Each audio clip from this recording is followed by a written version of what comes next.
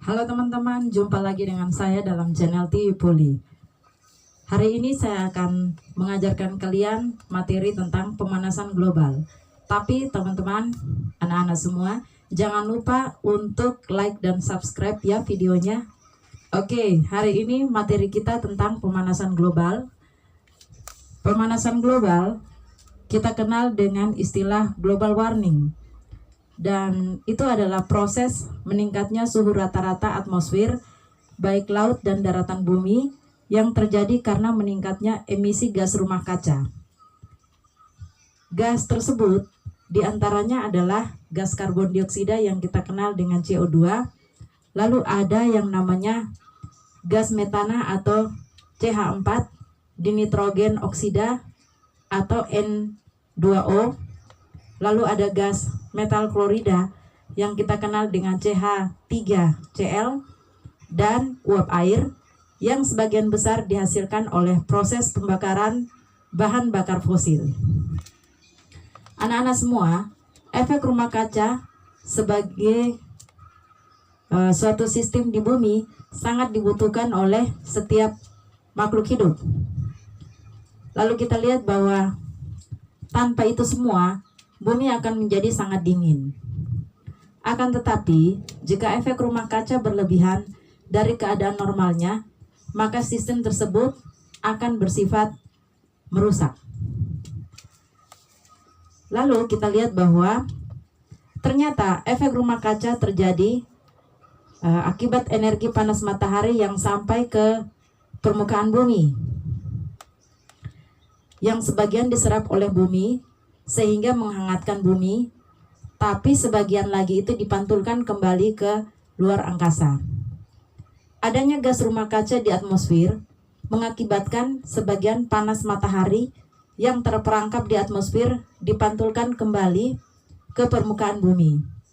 Kondisi ini terjadi berulang-ulang anak-anak, sehingga mengakibatkan suhu tahunan bumi semakin meningkat. Lalu kita lihat bahwa semakin meningkatnya konsentrasi gas rumah kaca di atmosfer, itu akan mengakibatkan semakin banyak pula energi panas yang terperangkap di bumi ini. Sekarang kita masuk ke aktivitas manusia dan peranannya dalam pemanasan global. Aktivitas manusia merupakan penyebab utama terjadinya pemanasan global. Mengapa demikian? Karena disebabkan tingginya aktivitas penggunaan energi yang berasal dari bahan bakar fosil, lalu penggunaan barang-barang yang merusak lapisan ozon seperti hairspray, maksudnya penyemprot rambut, AC, parfum spray, dan lain-lain sebagainya. Aktivitas pembukaan hutan dan juga berbagai macam pembakaran.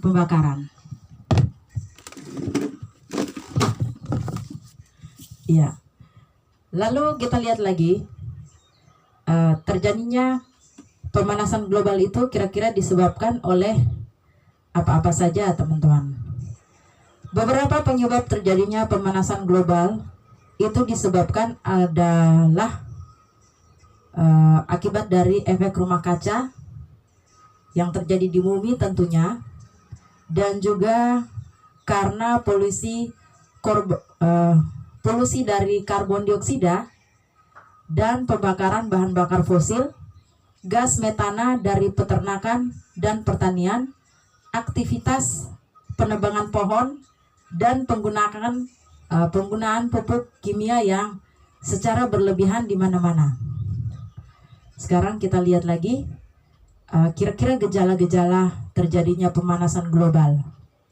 Tanda-tanda terjadinya pemanasan global itu adalah adanya kebakaran hutan.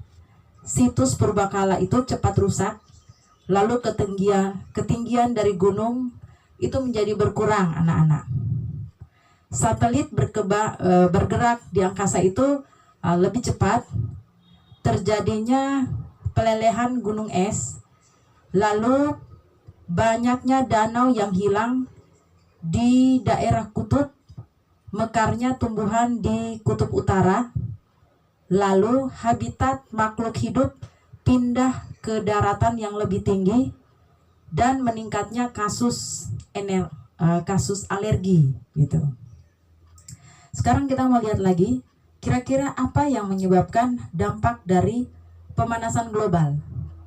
Pemanasan global telah memicu terjadinya sejumlah konsekuensi yang merugikan baik terhadap lingkungan maupun setiap aspek kehidupan manusia. Dampak tersebut diantaranya itu adalah sebagai berikut. Yang pertama, mencairnya lapisan es di kutub utara dan selatan, sehingga terjadinya peningkatan permukaan laut di seluruh dunia. Yang kedua, meningkatnya intensitas fenomena cuaca yang sangat ekstrim. Yang ketiga, punahnya berbagai jenis fauna. Keempat, gagal panen secara ekstrim, kadang-kadang terjadi di Indonesia, anak-anak. Yang kelima, iklim mulai terasa tidak stabil. Yang keenam, hilangnya terumbu karang di lautan. Sekarang kita lihat lagi bahwa salah satu kejadian yang menandakan pemanasan global itu adalah sedang berlangsungnya peristiwa El Nino dan La Nina. El Nino adalah gejala gangguan iklim yang diakibatkan oleh naiknya suhu permukaan Samudra Pasifik di sekitar Khatulistiwa bagian tengah dan timur. Naiknya suhu ini mengakibatkan perubahan pola angin dan curah hujan yang berada di atas daerah tersebut. Pada saat normal, hujan banyak turun di Australia dan Indonesia. Namun, akibat El Nino, hujan banyak turun di Samudra Pasifik sehingga Indonesia dan Australia menjadi cukup kering. Lalu kita lihat lagi bahwa La Nina adalah gejala gangguan iklim yang diakibatkan oleh naiknya suhu permukaan Samudra Pasifik dibandingkan daerah sekitar. Akibat dari La Nina ini adalah hujan turun lebih banyak di Samudra Pasifik sebelah bagian barat Australia dan Indonesia. Dengan demikian, di daerah ini akan terjadi hujan lebat dan terjadi banjir di mana-mana. Sehingga jangan heran kalau Jakarta sering banjir, anak-anak, karena efek dari La Nina ini. Lalu bagaimana cara pengendalian pemanasan global? Pemanasan global ternyata dapat kita kendalikan dengan cara memperlambat gas rumah kaca. Selain itu, kita dapat melakukan tindakan sebagai berikut. Yang pertama, melakukan penghijauan di lahan-lahan kritis sehingga akumulasi karbon dioksida di atmosfer menjadi berkurang. Yang kedua, mengurangi penggunaan alat yang berbahan bakar fosil. Yang ketiga, daur ulang dan efisiensi energi. Yang keempat, upaya pendidikan kepada masyarakat luas tentang pentingnya menjaga lingkungan. Demikian anak-anak materi untuk hari ini tentang pemanasan global. Jadi ini adalah materi untuk pelajaran IPA kelas 7. IPA kelas 7 bagian bab yang ke-10.